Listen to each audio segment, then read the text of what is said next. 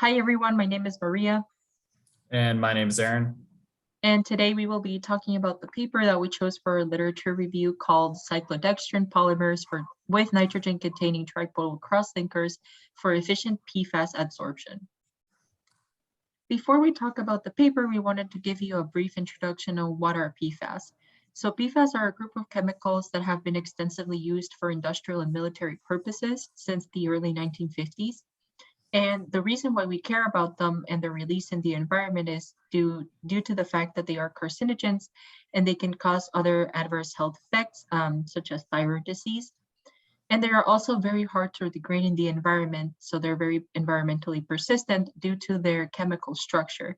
So from the figure on the right, you can see that PFOA, which is a type of PFAS, has a carbon-fluorine tail, which is the hydrophobic part of the molecule, and a functional group head, which in this case is carboxylic acid, that is hydrophilic. So you would have an amphiphilic molecule here.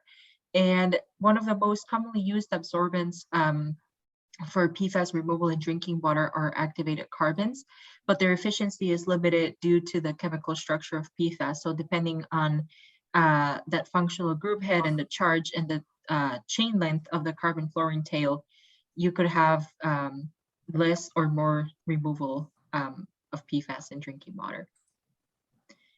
So for the study, the researchers wanted to investigate a polymer that they synthesized using beta-cyclodextrin, which is a cyclic sugar.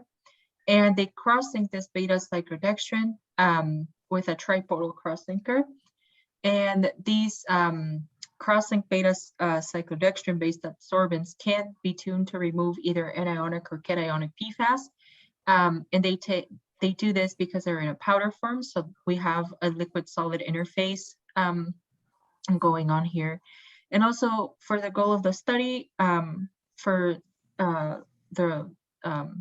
these polymers was to investigate what would be the role of the beta-cyclodextrin, the crosslinker chemistry, on the adsorption affinity and capacity for anionic PFAS. The group studied two polymers, one with an amino group and another one with an amido group. So as far as how the group actually went about the research, the researchers here, of course, first synthesized the two different cross-linked beta-cyclodextrin polymers. Again, one with amino groups and one with amido groups. They confirmed their synthesis through the use of infrared spectroscopy. After synthesis, the two different polymers underwent then a number of batch tests with numerous different PFASs as well as varying concentration to try to model the PFAS uptake to both Langmuir and Freundlich models. The researchers also measured the concentration of the PFAS in the solution over time to determine the rate of uptake as well. So from their research, the findings showed that the polymer with the amino groups had far greater uptake and affinity for PFAS than the ones with the amido groups. That's seen in figure 1 here, the yellow being the polymer that had the amino groups present. As you can see, the overall removal percentage was much higher. Secondly, the group is also able to fit the adsorption to both the Freundlich and Langmuir models. And then lastly, pH did heavily impact the overall treatment and removal of the PFAS, with lower pHs yielding greater removal. So we wanted to relate the results to chapter 3 in the course. And one of the things that we wanted to highlight was the importance of surface charge on the removal of shorter chain PFAS. So the study indicated that for one of the polymers, specifically CDP2, there would be so the electrostatic interactions would be more important for shorter chain PFAS. Also, the lower pH levels increased Gen X removal, particularly for both of the polymers. So it was independent on polymer type. And this is due to the structure of the polymer. So from the figure on the right, we can see that the blue part of the molecule is the beta cyclodextrin portion, and then the tripodal cross-linker has a negative net positive charge. And the anionic PFAS have a negative charge. So those are what we would consider the electrostatic interactions. And the reason why at lower pH levels we had an increased Gen X removal is because at higher pH, or excuse me, at lower pH levels, you would have a higher H+ concentration, which would be repelled by the positive charge in the tripodal crosslinker. However, at higher pH values, you would have a higher OH- ion concentration, which could compete with the anionic PFAS, which are also negative charge, to interact with a tripodal crosslinker. So that is the reason why the pH affected the removal efficiency. Then also short tail PFAS binding decreased within the polymers due to weaker van der Waals forces. So the shorter the tail, the less amount of interactions between those dipoles could occur with the polymer. And lastly, the particle size distribution, as well as the colloid range of PFAS.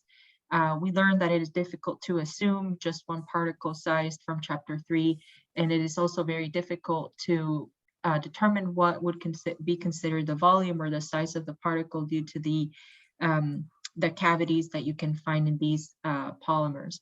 So the study mentioned like just a range, an approximate range of particle sizes that we could have, that they found for the polymers. And lastly, for chapter 4, as I mentioned before, PFAS are both hydrophobic and hydrophilic.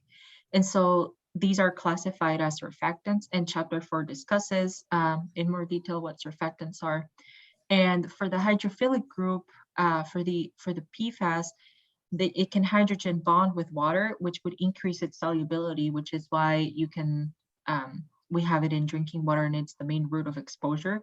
However, for the hydrophobic group, it wants to be removed from solution, so it moves towards the air phase of the interface, and it would take a structure as seen in the figure to the right as A. So the functional group head would be submerged in water, and then the hydrophobic tail would be pointed towards the air.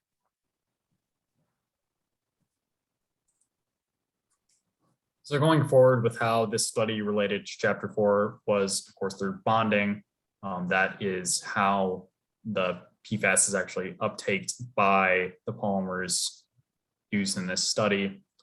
In our case here, the electrostatic forces were the primary drivers for uptake of the PFAS on the two polymers studied.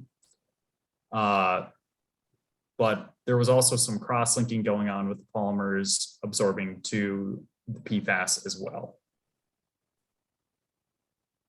So continuing on, of course, both Langmuir and Freundlich isotherm models are directly applicable here. That is modeling how much and how the affinity is impacted.